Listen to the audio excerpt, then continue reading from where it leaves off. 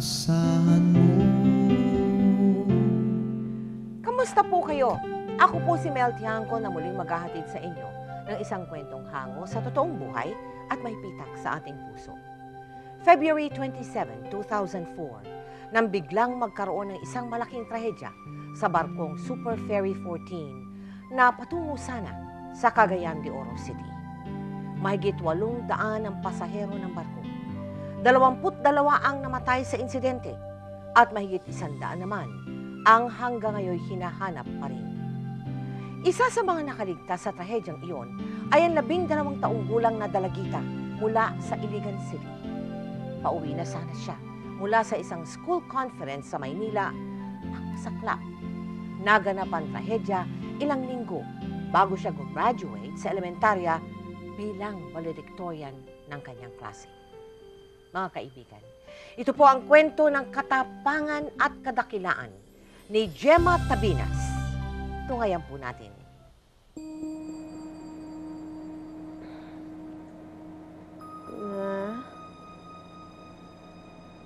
Mama?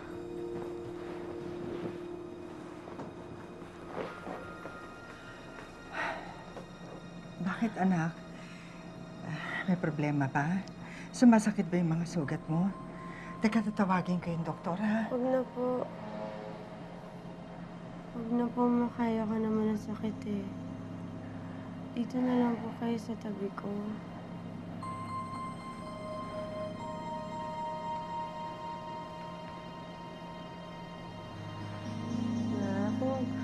Kung may hihilingin po ba ako, ibibigay niyo.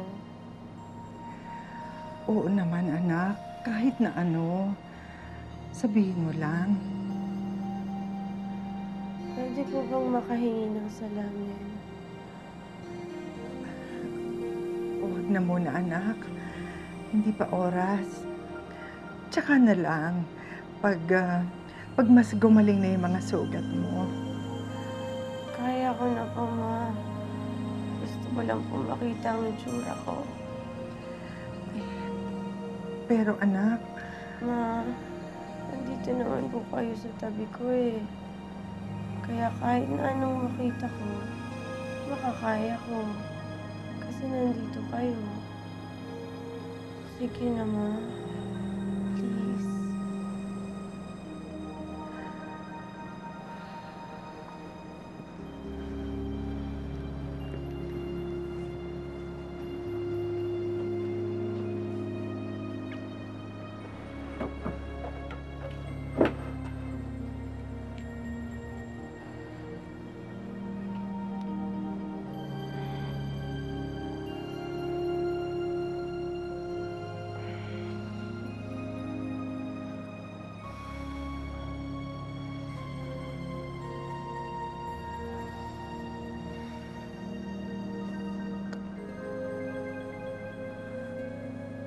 Bata pa lang si Gemma, 2 bagay na ang kapuna-puna sa kanya. At yun ang kanyang katalinuhan at kagandahan. Mama, akala ko hindi ka na darating eh. ako pwede ba yon? Kahit harangan man ako ng sibat, pupunta pa rin ako. Matagal ko yata pinaghandaan ito, no? Ano to, Mama? Hiniram ko lang ito kasi bagay sa gown mo. Dahil pag suot mo yan, sigurado mananalo ka. Salamat po. Oh, ba't ganyan ang tsura mo? Kinakabahan po kasi ako. Kaya huwag ko na lang kaya ituloy ito kasi hindi naman ako nababagay sa mga beauty Aba, contest. Diyos ko, itong batang ito. Ikaw nga ang pinakamaganda. Ano ba ilalaban ng iba sa'yo? Mama, sinasabi niyo lang yan kasi anak niyo ako. Oo, gagawin mo pa ako sinungaling. Ano mo, mag-relax ka lang, anak, ha? At pag kinakabahan ka, tumingin ka lang sa akin. Tignan mo lang ako. Kasi kahit anong mangyari, nandito lang ako sa tabi mo. Hindi ko mawawala. Ha, anak, ha? Salamat, Mama. Sabihin mo, ha? Sige. Okay, tawis mo. Sige. Sige. Nandito lang ako, ha? Sige. And the second princess is candidate number 1.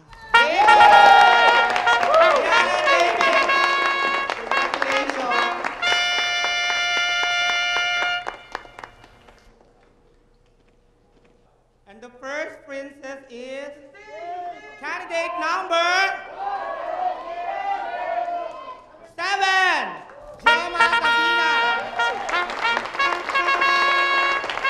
Si Gemma ang pangalawa sa 5 magkakapatid na babae. Lumaki siya sagana sa pagmamahal, ngunit salat naman sa material na bagay. Ay, Diyos ko naman, Joanne. Ganyan din yung sinabi mo sa akin noong 1 linggo eh. Mare, pasensya ka na. Talagang kapos lang ako ngayon eh. Nahiya na nga ako sa'yo eh. Pasensya ka na. Uy, ano pa nga bang magagawa ko? Basta, Joanne, kailangan ko na yung bayad niyo sa 1 linggo, ha? Ang tagal-tagal na nun eh. Bayaan mo, gagawin ko ng paraan, Mare. Pasensya ka na. Sa 1 linggo, aasahan ko, ha?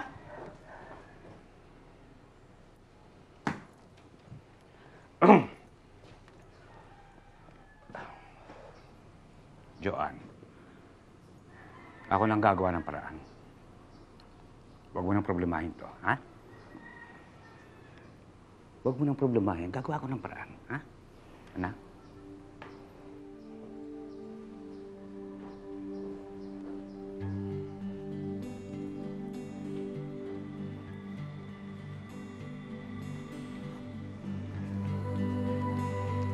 Naayos lang kayo. Gemma, sawan-sawa na ako sa pakikiusap. Sawan-sawa na rin ako sa pagiging mahirap. Minsan tuloy hindi ko na alam kung anong gagawin ko. Mama naman, parang gusto mong talungin si Nora Honor sa pagdadrama eh. Sige kayo, kukulbot ang balat nyo. Batang ito, pinatatawa mo pa ako. Ma, ang problema, tinatawanan lang. At alam na alam ko kung paano kayo pangingitiin. Sandali lang po ah.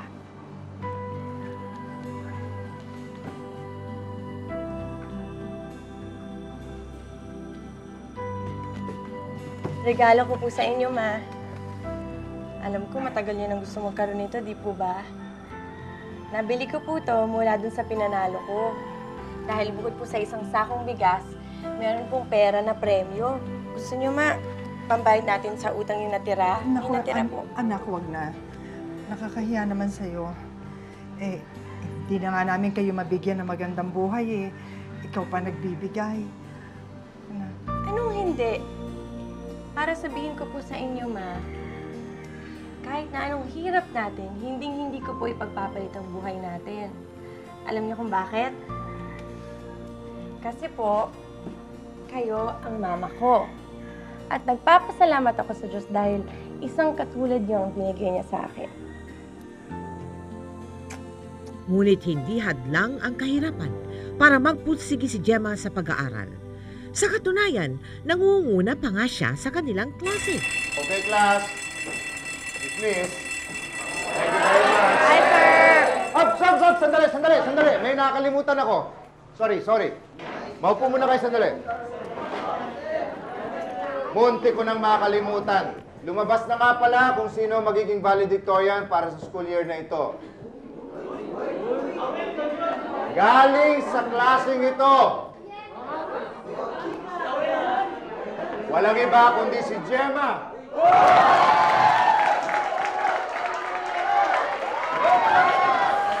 Sandali, isa pa. May isa pa akong news. Galing sa principal natin.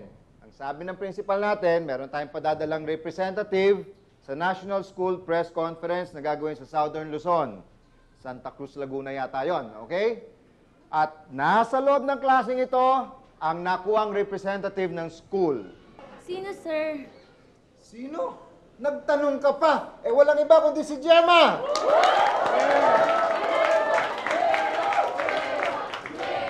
Congratulations. Alam mo, proud na proud ang school natin na naging estudyante ka namin dito. Salamat po. Congratulations. Sige na. Pwede na kayo mga. Bye.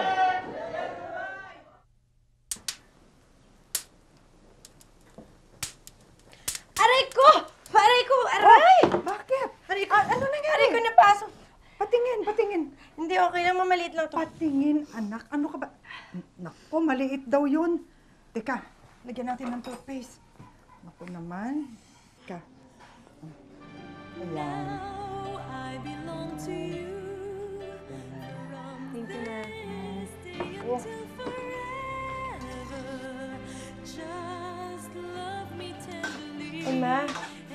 pala, sa isang linggo alis po ako. Luluwas po ako sa Maynila. Mga mahigit po 2 linggo akong mawawala. Sa isang linggo na ba yun? Opo, ito po yung conference na sinasabi ko sa inyo. Tuloy na po. Bakit, ma? O anak, kung kailan pa naman malapit na yung graduation mo, doon pa tayo magkakahiwalay eh. Mag-aalala ako eh. Gaano ka ba katagal doon? Mama naman, kung magsalita kayo, parang hindi na tayo magkikita. Ilang araw lang naman po ako mawawala. Tsaka ma, magandang opportunity to para sa akin, di ba? Tsaka ma, dalaga na ako. Kaya ko nang alagaan ang sarili ko. Ako, siyempre, nag-aalala ako, anak. Naku, mag-iingat ka, ha? Promise. Sige na naman, Stella. Bakit dito sa co-op? Bakit hindi ka mag-salary loan? Eh, marami na akong kaltas eh. At saka, mahirap. Matagal pa yun. Baka hindi na rin umabot. Kailangan ko lang talaga. Hindi naman ako uutang sa'yo kung talagang hindi ko kailangan. Eh bakit ba bigla-bigla? Baka kung saan mo lang gamitin yung pera. Ako hindi, Stella. Ano ka ba? Kaya nga ako nakikiusap sa'yo eh. Talagang kailangan ko lang. Sige na naman, Stella. Sige na. Sige. Alam mo namang hindi kita matatanggihan. Aasikasuhin ko kagad yung loan mo. Tapos titignan ko ha. Baka bukas pwede mo na makuha. Ayan, ako. Salamat. Salamat, Stella. 1, 2, 3. Yan. Anak, para sa'yo to, ha? Anak? Ano to, mama? Baon mo sa Maynila. 5,000? Saan po kayo nakakuha nito? Di ba wala na tayong pera? Bonus ko yan sa opisina. Ikaw na gumamit. Ay, ang laki naman po. Anak, malaking Maynila. Baka mawala ka ron. Kailangan mong pera. Salamat, mama. O basta mag-ingat ka, ha? Opo, ay mama, eto po sa inyo, pero buksan niyo pag nasa bahay na kayo. Oo, sige. Salamat, anak, ha? Wow, ate, ang laki-laki naman ng barko. Mag-ingat ka ha, baka matitanic ka. Uy, Sabi mo, Karis? talaga? Pwede ba? Huwag kang magsalita ng ganyan. Bawiin mo yan. Okay lang yun, mama. Nagbibiro lang si Karis. Hindi tama eh. Naku, huwag mong pabaon yan sa ate mo. Sa nanay mo, ha? Nagbo-worry yan. Opo. Anak, tumawag ka madalas, ha? Opo. Sir! Dito siya. Sir po. Ma'am. Ay, Mr. Ma'am. Mr. Santos, Santos. kayo na po bahala. Pakisubay pa lang po si Gemma. Eh, kung maaari lang po kami makakasama, hindi po pwede. Alam ko po. Huwag po kayong mag-alala. Wala naman po mas mangyayari sa anak ninyo. Ako Huwag niyo- po bahala sa kanya. Huwag niyo pong pababayaan si Gemma. Hindi po. Mauna na po kami. Alis na po kasi ang barko. Oo. Sige po. Sige. Bye-bye. Sakay na tayo na. Oh, anak, ingat ha. Ingat ka Ingat ha. ka, anak. Ingat, anak. Bye, mama. Love you. I love you. Sige po. Huwag po kayong mag-alala sa amin. Ayos lang po kami. Sige, Mr. Santos. Mr. Santos. Sige na, anak. Sige na, anak. Sige po. Bye-bye, ate. Dito, dito. Sige. Bye-bye.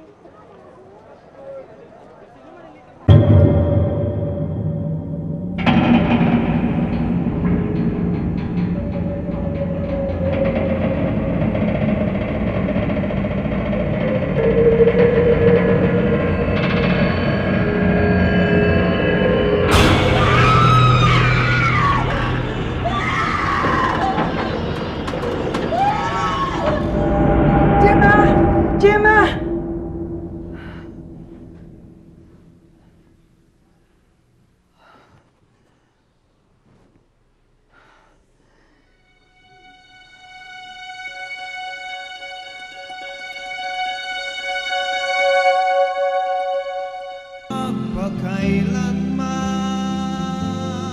Sadyang malapit si Gemma sa kanyang inang si Joanne. Kaya gano'n na lamang ang pangamba nito nang tumulak ang anak patungong Maynila para dumalo sa isang National School Press Conference. Malaking karangalan kay Gemma ang mapiling kinatawan ng kanyang paaralan para sa event na ito. Kaya naman, hindi niya pinalampas ang oportunidad na makarating sa Maynila at kahit sandali maranasan ang buhay sa malaking syudad. Jem, ayos ka lang. Opo, sir. Huwag kang kakabahan. Aba, alam mo ba, nakakasiguro akong pagdating natin dito sa press conference na yan, hahangaan ka. Ang lakas ng tiwala ako sa iyo eh. Salamat po, sir. So huwag ka nang kakabahan. Sige na. Ayan, pumirma na tayo. Sign up po. Welcome po. Ano pong province nila, ma'am? Ilagay na ito. Sir, kanina pa kayo hinihintay. Ted, pasensya ka na. Medyo nagkaaligaw-ligaw kami. Ayos lang. Siya nga pala makakasama mo dito sa conference, si Gemma. Siya si Ted. Hi, Gemma. Ako si Ted. Hello. Hindi ko na malayan ang iyong pagdating. Hindi ko maiwasan ang muling mapailing. Hindi ko sukat akalain lalapit ka sa akin. Pagkatapos ng lahat ay babalik ka rin. Kung mahal mo ako at kung mahal pa rin kita, siguro nga'y kakayanin ang maging tayong dalawa. Kung ipapangako mo, ipapangako ko rin. O, Joan, ano ba? Kanina ka pa dyan. Balisang-balisa ka, hindi ka makali. Relax lang. Ay, si Gemma kasi, 10 araw nang hindi tumatawag eh. Nag-aalala tuloy ako. Ikaw talagang tao ka. Eh, yung oras na yan, oh, busy-busy pa yun doon. Eh, maya-maya lang eh. Tiyak ako, tatawag yan.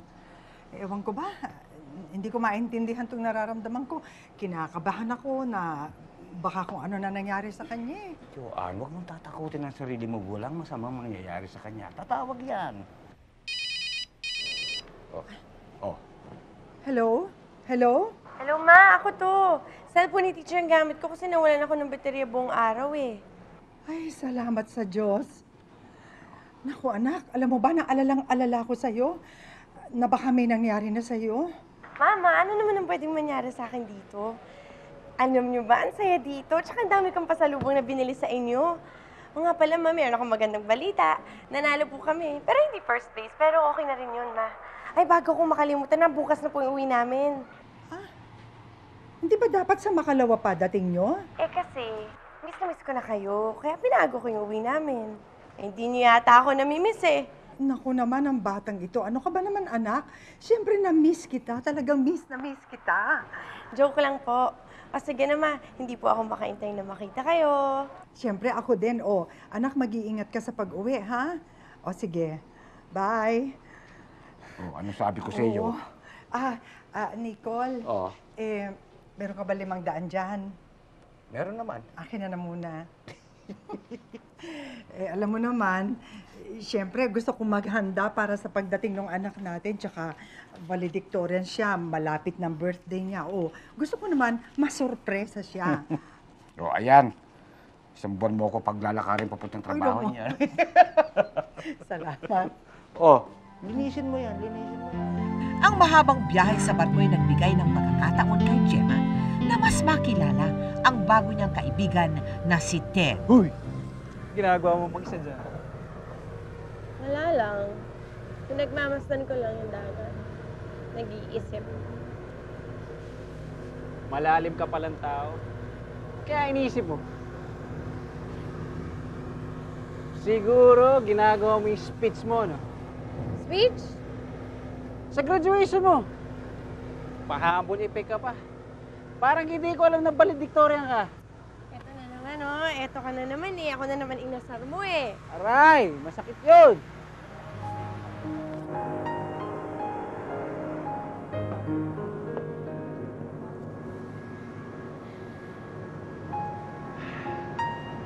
Lawak-lawak ng dagat, ano?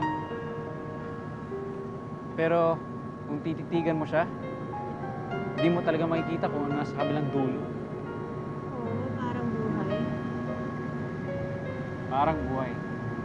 Hindi mo alam kung anong nanghihintay, nakapalaran para sa'yo. Pwede kang sumilip, pero hindi mo makikita kung ano nasa kabilang dulo.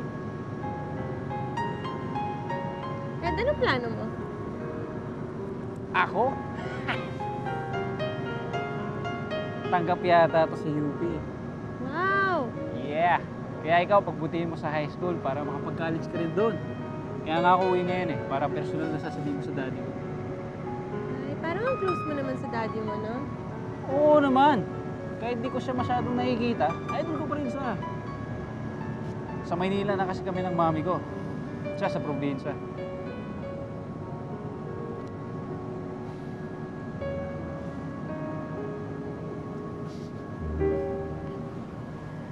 Friend, salamat Para saan? Bakit? Eh kasi, nang dahil sa conference, nagkaroon ako ng bagong kaibigan. Di ba blessing yun? Wala yun, friend. Eka. Sandali. Napanood mo na ba yung Titanic? Oo, 10 beses. Ayan, gawin natin to. Woo! I'm the king of the world! Oh, ingat kayo dyan. Baka may mahulog sa inyong dalawa. Opo! Yung kasi. Palagay mo ba, pababayaan kita? Siyempre, walang masamang mangyayari sa'yo. Basta't nandito ako. Ngunit ng gabing iyon, habang mahimbing na natutulog si Gemma sa kanyang cabin, isang di inaasahang pangyayari ang magaganap.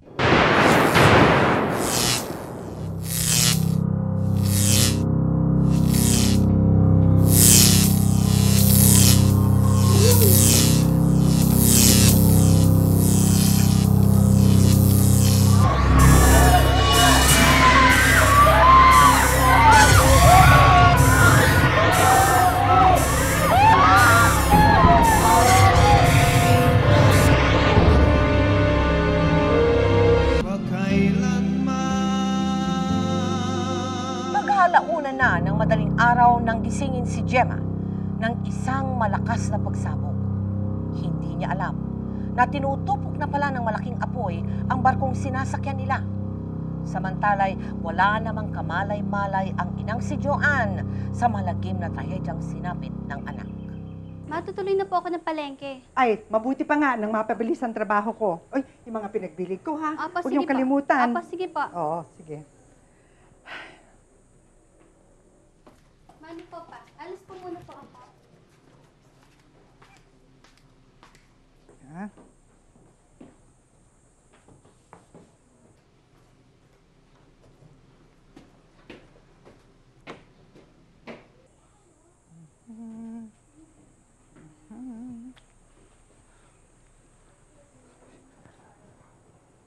Oh, Nicole.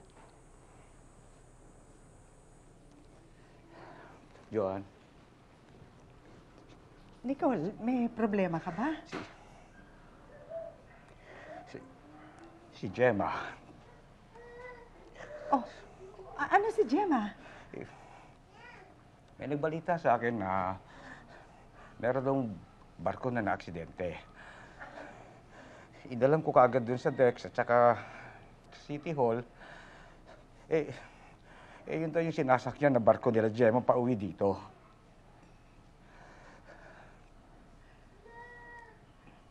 Nicole, huwag kang magbiro ng ganyan. Bawiin mo sinabi mo. Joan, konting tatag. May awan Diyos, konting tatag. Konting tatag. Huwag mo kong hawakan, Nicole! Bawiin mo sinabi mo. Nagsisinungaling ka! Susunduin natin si Gemma sa pier. Konting tatag. Hindi siya na-aksidente. Joan, tatag! Hindi na-aksidente, anak ko!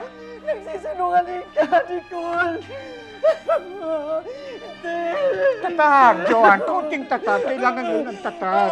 Joan, konting tatag. May awan Diyos. Hindi na-aksidente yung anak ko.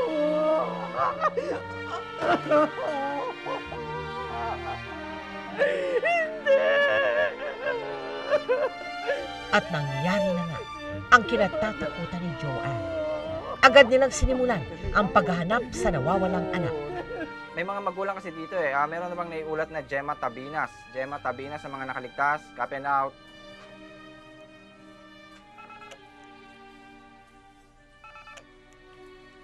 Roger, walang Gemma Tabinas.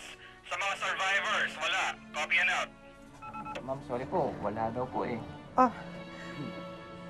Sa mga biktima. Okay, Roger, sa mga biktima kaya, meron ba diyang Gemma Tabinas? Gemma Tabinas, copy and out.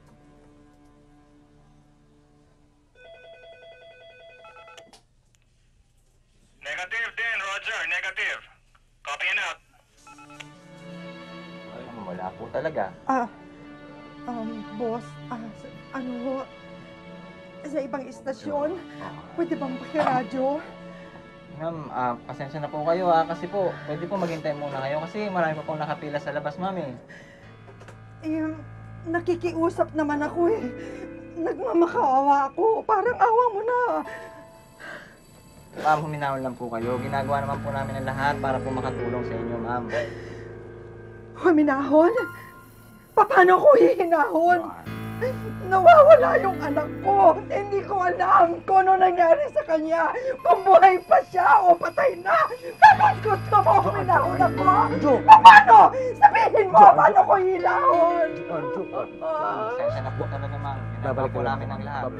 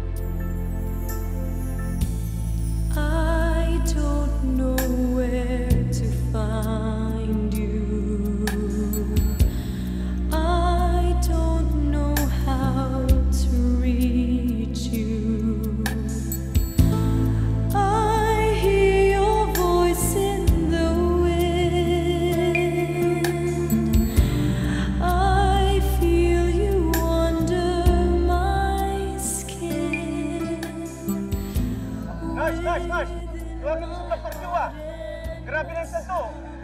Bakit di na magtagal? Parang awa niyo na po.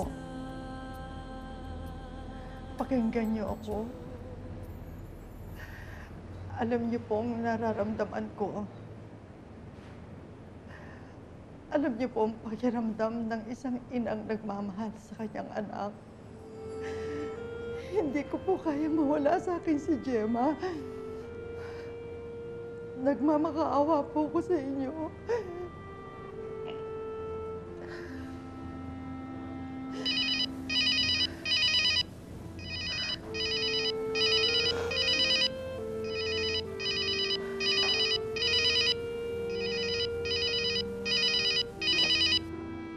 Hello? Nicole? May balita na ba kay Gemma? Kumusta ang paghahanap mo? Nakatanggap ako ng tawag at natunto na siya nasa isang ospital ngayon.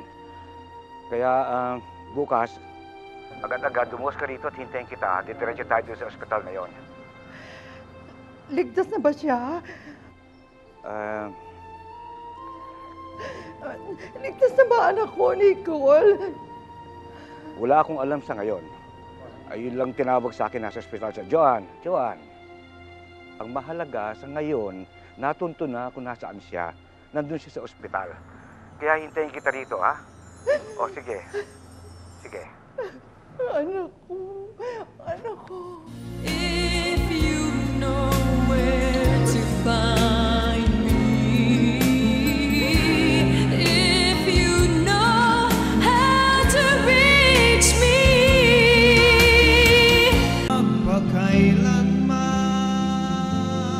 halos mawala na ng pag-asa ang mag-asawang Joan at Nicole sa paghahanap ng kanilang anak. Ngunit sadya yatang pinagpala si Gemma dahil malahimalang nakaligtas ito mula sa kapahamakan. Miss, walang galang na po. Pwede ba magtanong? Meron ba kang pasyenteng pinasok dito? Tabinas. Gemma Tabinas.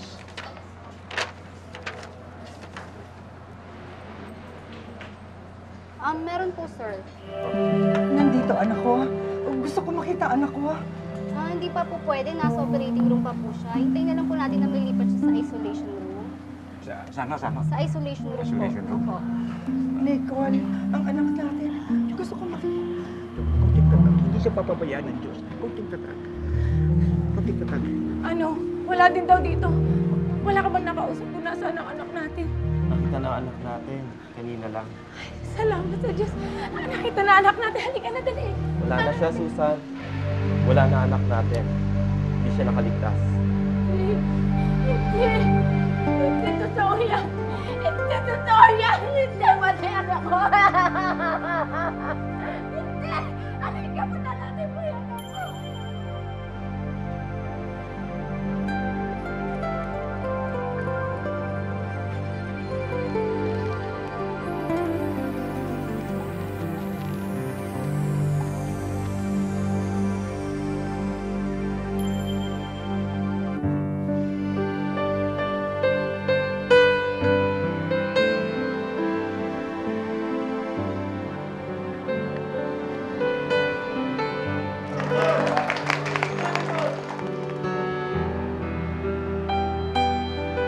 Joan. Ligtas na si Gemma. Nasa recovery room ngayon at pwede na rin natin siya makita.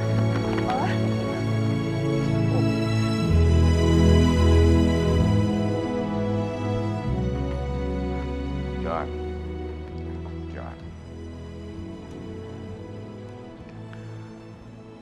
Huwag kang mabibigla sa ayos niya, sa kanyang itsura. Ang sabi ng doktor, hindi niya kailangan maramdaman na tayo'y apektado. Sapagkat si Gemma ngayon ay napakalalim ng kanyang depression. At pag naramdaman niya na tayo'y apektado, makakabigat sa kanya yun, ha? Kaya normal tayo, ha? Normal tayo. Sige, tayo.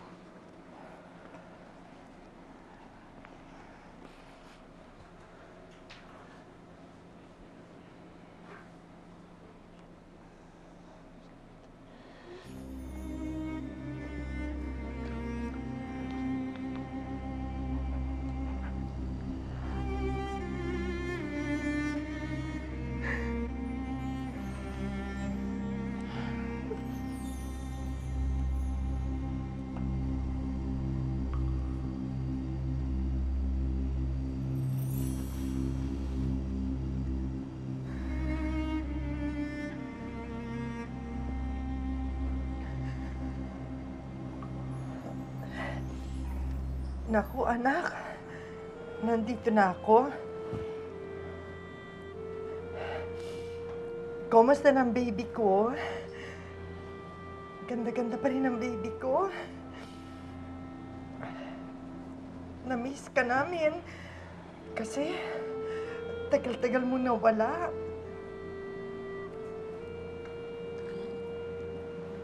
Mama, ikaw ba yan? Oo, anak. Nandito na ako. Nasa tabi mo lang ako. Babantayan kita. All of these nights without you. All of my dreams surround you. I see and I touch your face. I fall into your embrace. When the time is right, I know.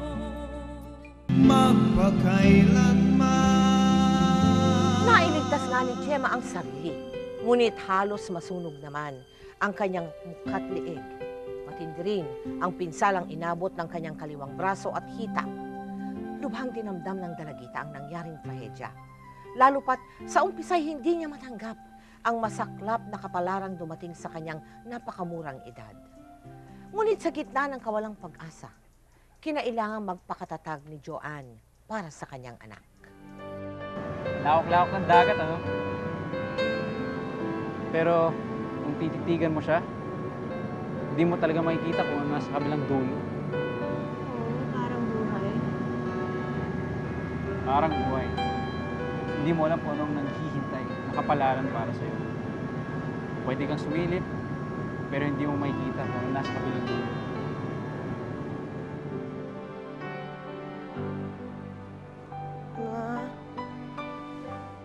Mama. Anak? Si Ted hindi ko nagising. Buhay ba siya? Mama, si Mr. Santos, buhay ba siya? Hindi raw nakaligtas yung teacher mo, anak. Si Ted po. Hindi rin daw siya nakaligtas. Dumaan dito yung daddy niya. Nagtatanong-tanong tungkol sa anak niya. Kasalanan ko kung bakit hindi nakaligtas si Ted. Hindi ko siya nagising, Ma. Anak, huwag mo sisihin ang sarili mo. Kaibigan ko siya pero hindi ko siya nailigtas. Anak, hindi mo kasalanan. Bakit kailangan mangyari sa akin to, Ma? Anong kasalanan ko sa Diyos at pinapahirapan niya ako ng ganito? Bakit, Ma? Bakit? Anak, huwag kang magsalita ng ganyan. Sana sinama na lang niya ako kay Ted. Bakit ba niya ako niligtas? Anak.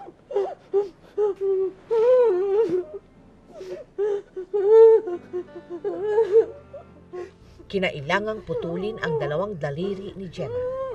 Ngunit higit pa sa hirap na kailangan niyang pagdaanan ay ang kanyang pagpapagaling. Aray ko! Mama! Sakit, Mama! Mama! Mama! Aray ko! Mama! Sakit!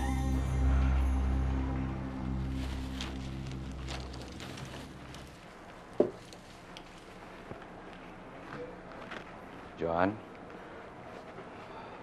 tayo na kumain. Ilang araw ko na rin hindi kumakain ng maayos eh.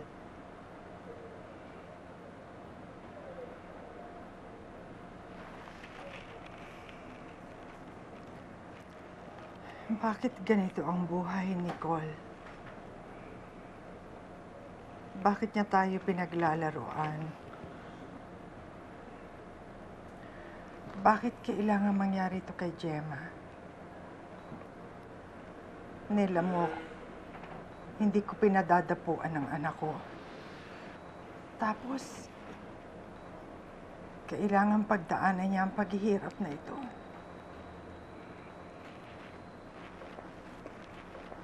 Johan, sabihin natin na tayo sinusubukan niya.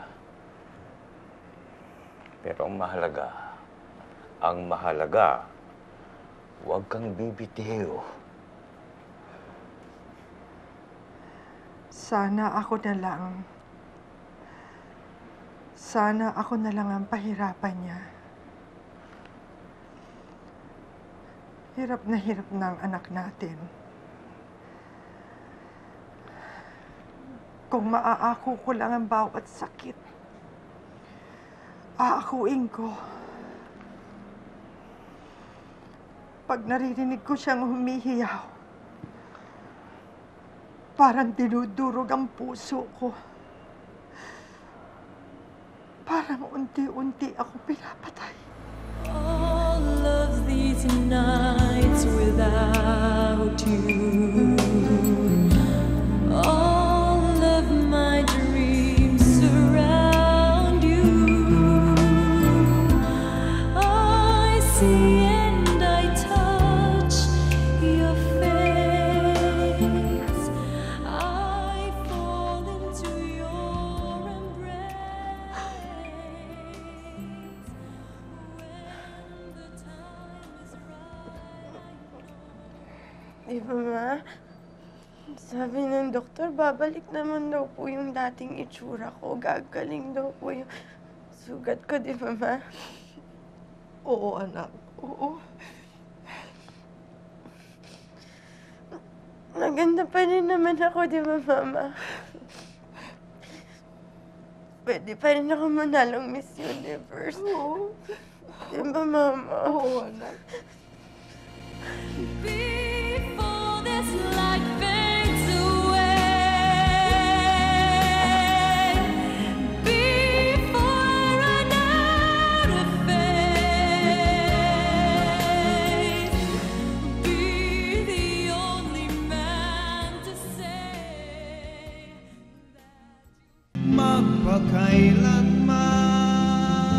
Sa sinapit ni Gemma, tila higit na malalim ang sugat na iniwan ng trahedya sa kanyang damdamin at kaisipan. Ngunit sa paglipas ng mga araw, unti-unti ring bumuti ang kanyang kalagayan. Nanumbalik rin ang pag-asa na muli siyang makakabangon mula sa trahedyang ito. Isang araw, nagkaroon si Gemma ng mga bisitang hindi niya inaasahang makita. Anak, may mga bisita ka, oh.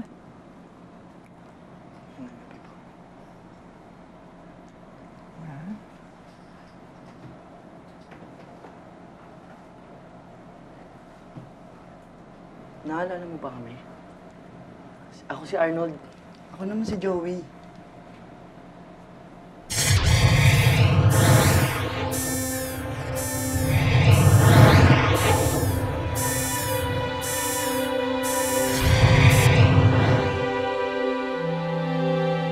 Gemma, kami yung mga... Kayo yung mga nagligtas sa akin.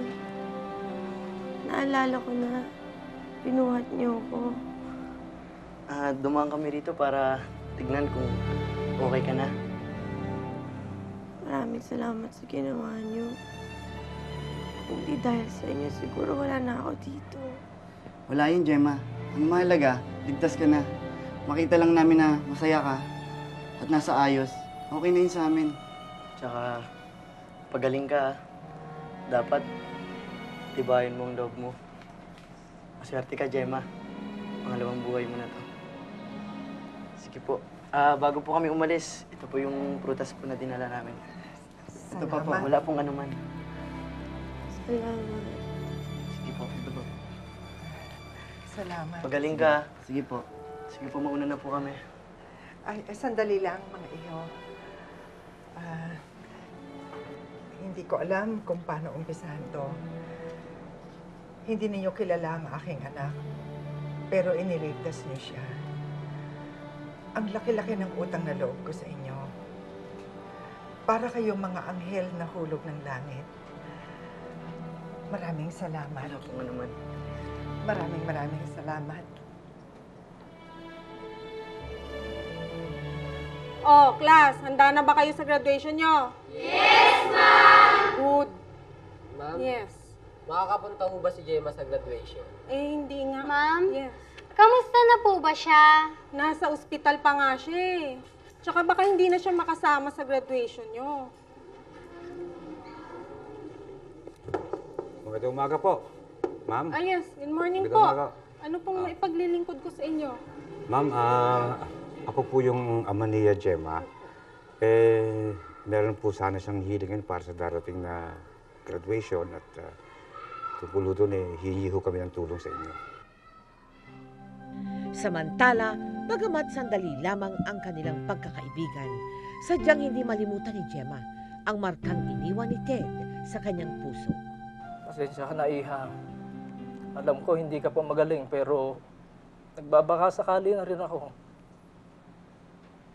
Ako ang daddy ni Ted. Alam mo, Gemma, marami ko na akong nakausap. Sinusubukan kong makilala ang anak ko sa pamamagitan ng mga kwento ng mga kaibigan niya. Sabi ng iba, ikaw yung madalas niyang nakausap bago siya namatay.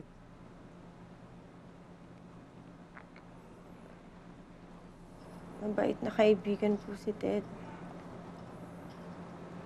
Kahit maikli lang po yung panahon na nagkakilala kami, tinurang po niya akong isang tunay na kaibigan. Naikukwento niya ba ako sa'yo? Opo. Nung gabi po bago yung aksidente,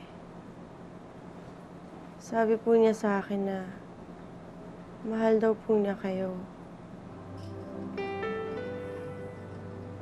Sabi niya mahal niya kayo maski na halos hindi kayo nagkikita.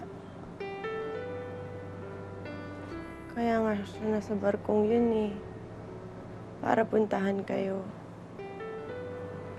Para ibalita sa inyo na nakapasa po siya sa UP. Mahal po kayo ni Ted, sir.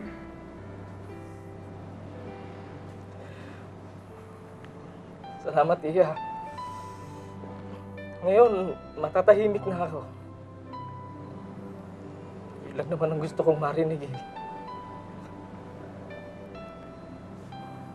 Patawarin niyo po ako, sir. Kasalanan ko kung bakit hindi nakaligtas si Ted. Magkasama po kami sa cabin pero hindi ko po siya nagising.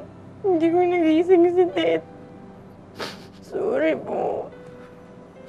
Wala kang kasalanan, Gemma. Ayon sa mga balita, nakita nilang gising si Ted. Marami siyang mga taong tinulungang natrap. Marami siya nailigtas. Pero sa bandang huli, sarili niya hindi niya nailigtas.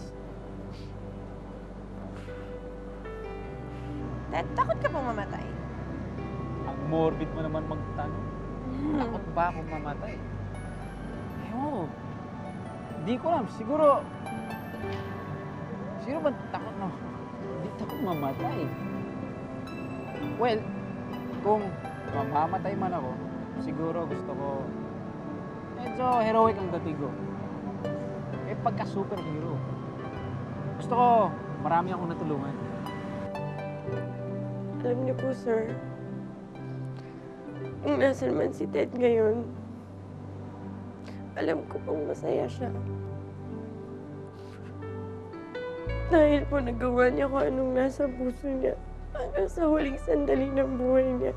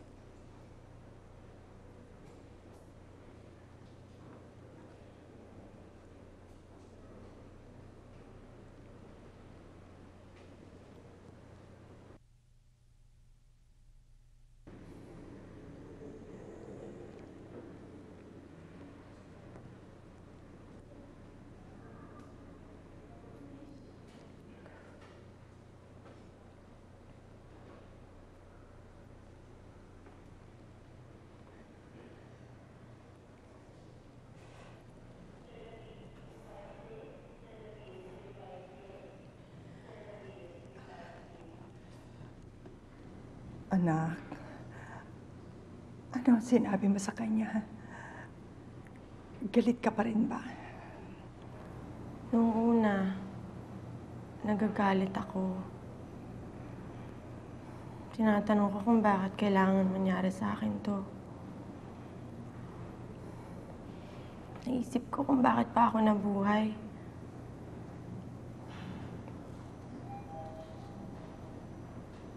Sakit-sakit ng kailangan kong pagdaanan. Pero ngayon, alam ko na, Ma.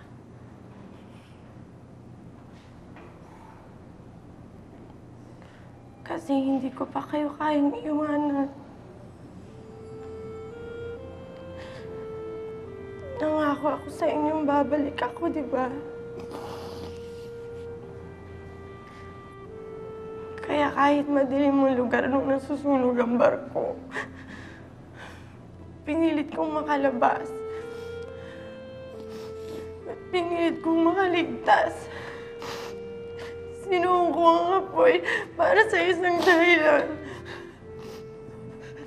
Dahil gusto ko pa kayong makasama ng matagal, na matagal, na matagal.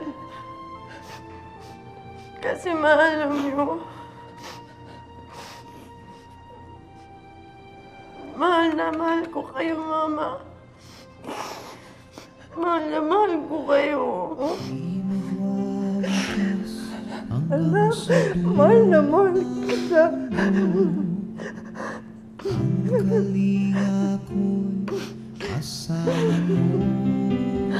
Sa kabila ng trahedyang pinagdaanan niya, hindi pa rin nakalimot si Gemma na magpasalamat sa Diyos dahil sa pangalawang buhay na ipinahiram sa kanya. Anak, bukod sa pagbabayad dito sa ospital, ay tinulungan tayo ng WGNA para sa pinaplano mong gawin. Sigurado ka ba dito? Opo, Mama.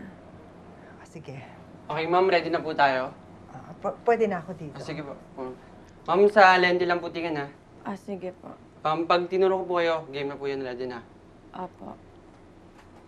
Sige po. Honorable faculty, fellow students, parents, good afternoon. Mabigat po sa kalooban ko na hindi ko kayo makasama ngayong hapong to. Gustuhin ko man, hindi pa ako pwede lumabas dito sa ospital.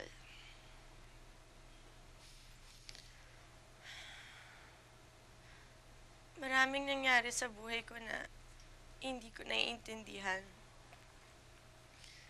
Matalino daw ako pero bakit hindi ko alam kung bakit nangyari to sa akin? Ano ang naging kasalanan ko? Ang totoo niyan, wala akong kasalanan at walang may kasalanan. Pero alam ko na may dahilan kung bakit ako binuhay ng Diyos. May plano siya para sa akin. Sa ngayon, hindi ko pa alam kung ano. Siguro isang araw, malalaman ko rin. Pero sa ngayon, nagpapasalamat ako dahil binigyan niya ako ng pangalawang buhay at pagkakataon para sabihin sa inyong lahat na tratuhin niyo ang bawat sandali na parang pangalawang buhay niyo na. Para lalo niyong mahalin ang iyong mga magulang at kapatid. At para lalo kayong magsikap para matupad ang inyong mga pangarap.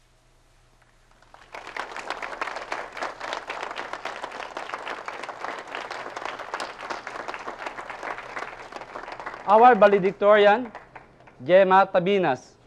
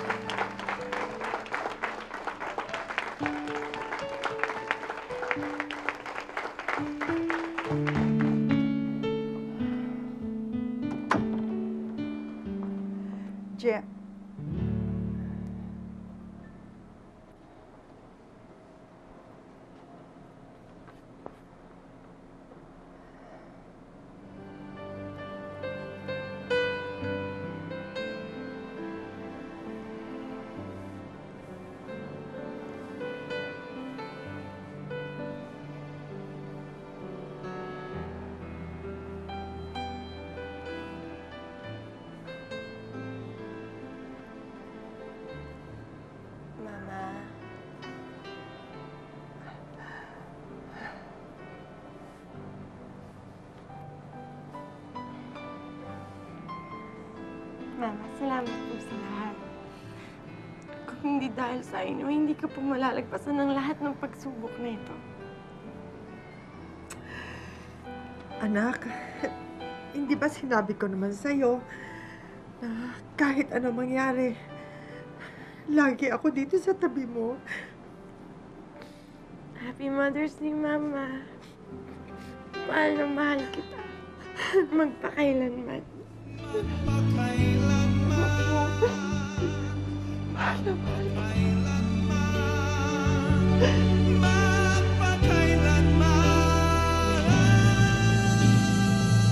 Gemma, kamusta ka na ngayon? Mabuti-buti na po. Mabuti na? Opo. Wala nang masakit sa katawan mo? Ito na lang po. Ah, masakit? Masakit yan? Bakit? Kasi po kailangan putulin ng daliri ko. Pinutol yung isang daliri mo? Ah, Mang Nicole, ano nagbago sa pamumuhay ninyo? O simula nung na-aksidente si Gemma? 2 buwan na, hindi na kami nagkasama ng magsimba o tuwing linggo. Joan, mabait ba? Napakabait. Mabait ba yan si Gemma? Maliit pa si Gemma, ma'am. Mapagmahal yan talaga sa mga kapatid niya. Marunong magtrabaho sa bahay. Anong alam niyang gawin? Tumutulong yan siya na maglinis sa labas, magwalis, ma'am. Tapos maghugas ng plato. Saan ka nagmana, Gemma? Sa talino mo, sa mama, sa papa? Mama at Papa. Sa mama at marunong madali na talaga sa mama at sa papa daw, oh. Anong gusto mong profesyon? Gusto ko lang maging isang computer engineer. Computer engineer? Aba, mahirap yun, ha? Where do you want to go to take up college? Doon lang po sa amin, sa UIT. Bakit parang ang lakas-lakas daw ng loob mo? Totoo ba yun, Jem? Opo. Nung nangyayari sa'yo yan, ano ang naiisip mo nun? Naisip ko lang mama ko at apat na kapatid ko po. Parang kasama ko pa sila. Nagdadasal ka nung nasusunog ka? Anong sinasabi mo kay God? Sinasabi ko lang po kay God na gusto ko pang makasama ang mga kapamilya ko. Ano na ang feeling mo ngayon? Magaling ka na? Maayos na? Nagpapasalamat ako sa Diyos na okay na ako at tapos na ang paghirap na dinadanas ko. Alam mo, ano ngayon? Mother's Day, ha? Kaya gusto kitang batian ng Happy Mother's Day. Yan. At syempre ka muna, anong message mo sa mama mo na Mother's Day? Ngayong Mother's Day, Mama, thank you sa lahat ng binigay niyo sa amin, Mama, ng lubos-lubos. Sana huwag kayong magbago pa, Ma. O, kiss. Kiss. Nicole, ano naman ang message mo sa kanya, sa anak mo? Sana'y patuloy tayo sa ating buhay na palaging magmahalan sa isa't isa at lalo na sa Panginoon. Thank you very, very much, Gemma. Maraming salamat, ha, sa pinayagan mo kami na gamitin ang iyong buhay para maging aral, leksyon sa ating mga televiewers. Ano ba yung leksyon na natutunan mo? Dapat ngayon binigyan ako ng second life. Dapat lubos-lubusin ko ng pagmamahal sa aking pamilya. Di gaya dati, konti-konti lang. Bus-bus na talaga. John, Happy Mother's Day sa'yo, ha. Maraming salamat. Dala pala ako sa mga gifts. Yan. Gifts ako sa'yo, ha. Thank you po ng marami. At baka po sakaling meron sa inyo na nais tumulong, magbigay ng anumang aginaldo kay Gemma, bukas po ang GMA Kapuso Foundation. Para sa inyong mga tulong, tumawag lang po sa telephone number 928-4299, 928-9351, at 928-5087. Isa na siguro sa pinakamahirap gawin ay ang maging matatag sa gitna ng isang napakatinding pagsubok. Ngunit kahit sa kanyang murang edad, kinakitaan na si Gemma ng kakaibang pag-asa at lakas ng loob. Bagamat sa umpisa'y nahirapan siyang tanggapin ang kanyang kalagayan, sa bandang huli namay nanaig pa rin ang kanyang pananalig sa sarili at sa Diyos. Ito ang tumulong sa kanya upang makabangon at magtagumpay sa kabila ng trahedya. Ako po si Mel Tiangco at ito ang kwento ng bawat isa sa atin. Ngayon, bukas at magpakailanman. Di magwawakas hanggang sa dulo ng mundo. Ang kalinga ko'y asahan mo. Kahit pa ano